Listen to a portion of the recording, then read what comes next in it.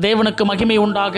இந்த சனிக்கிழமை இந்த இரவு 9 மணி அளவிலும் கர்த்தராகிய இயேசு கிறிஸ்துவனுடைய 828வது தேவனுடைய செய்தியில் கொம்புன்னு பார்த்தீங்கன்னா அது நாம் நினைத்து கொண்டிருக்கக்கூடிய சாதாரண கொம்பு கிடையாது. லூக்கா புஸ்தகம் 1வது அதிகாரம் 75வது வசனம், நம்முடைய தாசனாகிய தாவீதின் வம்சத்திலே நமக்கு இரட்சணிய கொம்பை ஏற்படுத்தினார். யார் அந்த தாவீதின் வம்சத்தில் வந்த இரட்சணிய கொம்பு? அவர் தான் நம் ஆண்டவராகிய இயேசு கிறிஸ்து. இந்த இரட்சணியம் என்பது ஒரு ரட்சிப்பு. அது இந்த உலகத்தில் அந்த ஒரு ஸ்லாக்கியம், அந்த ஒரு மேன்மை, அந்த ஒரு கொம்பு ஒவ்வொரு மனிதனுக்கும் நிச்சயமாய் பெற்றுக்கொள்ள வேண்டும். இந்த கொம்புன்னு சொல்லும் போது பைபிளில் சில காரியங்களை பார்க்கணும். இந்த பழைய ஏற்பாட்டில் யூதர்கள்லாம் தங்களுடைய வாழ்க்கையில் இந்த கொம்பு முக்கிய ஒரு பயன்பாடுகளை பயன்படுத்தி கொண்டு வாழ்ந்தாங்க.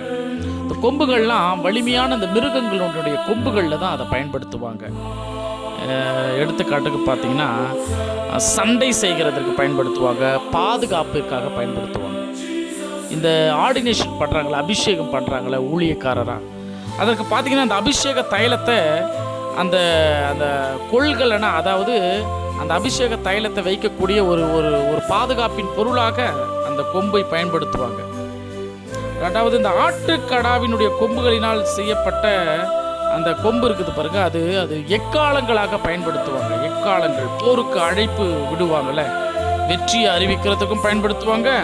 இந்த பூமியிலே போர் செய்கிறதற்கு அந்த எக்காலங்களை பயன்படுத்துவாங்க.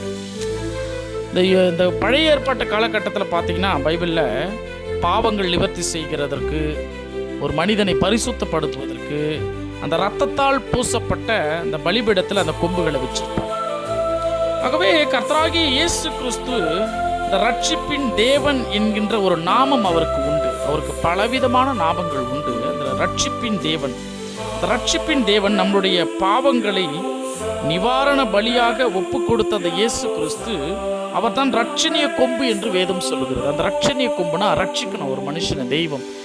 அவருடைய பரிசுத்த ரத்தத்தினால் நம் பாவங்களை மன்னிக்கும் அடையாளமாக கர்த்தரை ஏற்றுக்கொண்டவர்களுக்கெல்லாம் அந்த ரட்சணிய கொம்பு கொடுக்கப்பட்டிருக்கிறது. பாருங்க, இந்த ரட்சணிய கொம்புன்னு பார்க்கப்படும் பொழுது, ஒரு முறை தாவீது ராஜா சிங்கத்தை கொன்னாரு தன்னுடைய ஆடுகளை தாக்க வரும் பொழுது. அவர் பார்த்தீங்கன்னா ஒரு ஒரு மிகப்பெரிய ஒரு காண்டா மிருகத்தினுடைய கொம்புல ஒரு வாட்டி சிக்கிக்கினார்.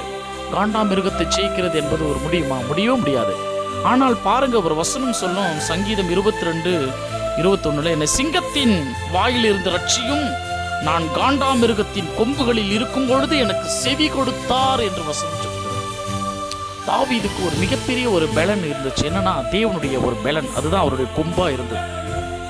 ஆனால் அந்த உலகத்தில் நிறைய ஒரு கெட்டவங்களுக்கும் அந்த கொம்பு என்று சொன்னால் ஒரு உயர்வு, அவங்களுக்கு ஒரு அதிகாரம் இருக்கும், ஒரு செல்வம் இருக்கும், படைபலம் இருக்கும், அரசியல் பலம் இருக்கும். இதெல்லாம் அவங்களுடைய கொம்பு. அதாவது எதில் அவங்க பெரிய ஒரு ஆளாக காட்டுறாங்களோ அதுதான் அவங்களோட கொம்புன்னு நினச்சிக்குவாங்க. அவங்க கூட நம்ம சொல்லும் போது கேட்கலாம், இவருக்கு பெரிய ஒரு கொம்புடா அப்படின்னு சொல்லுவாங்க. ஆகவே ஆனாலும் இந்த துன்மார்க்கனுக்கு ஒரு கொம்பு உண்டு தான். ஆனால் வசனம் சொல்லுது, துன்மார்க்கனுடைய கொம்பை கர்த்தர் வெட்டி போடும். நீ நீதிமானாய் வாழ்ந்தால் உன்னுடைய கொம்பு உயர்த்தப்படும். என் நாமத்தினாலே அவன் கொம்பு உயரும் என்று சொல்லுகிறார். எந்த நாமம்? அதுதான் கர்த்தராகிய இயேசு கிறிஸ்துவின் நாமம். அதுதான் ரட்சணிய கொம்பு. அந்த கொம்பு கர்த்தரை ஏற்றுக்கொள்ளுகிறவர்களுக்கு எல்லோருக்கும் உண்டு. அந்த கொம்பு எப்படிப்பட்ட போரிலும் உனக்கு வெற்றியை தரும். எப்படிப்பட்ட தீமையிலும் சோதனையிலும் இருக்கக்கூடிய உனக்கு ஒரு வெற்றி வாழ்க்கையை நிச்சயமாக தரும். ஏனென்றால் கர்த்தராகிய இயேசு கிறிஸ்துவின் ரட்சணிய கொம்பு நமக்கு எல்லோருக்கும் கொடுத்திருக்கிறார். இயேசு கிறிஸ்துவை ஏற்றுக்கொள்ளுங்கள். நமக்கு ஒரு ரட்சணை கொம்பை உருவாக்கி கொள்ளுங்கள். கர்த்தர் நம் அனைவரையும் ஆசீர்வதிப்பாராக. அடுத்த தேவ செய்திகளோடு சந்திக்கும் வரை நான் உங்கள் காட் சர்வன்ட் சகரியா.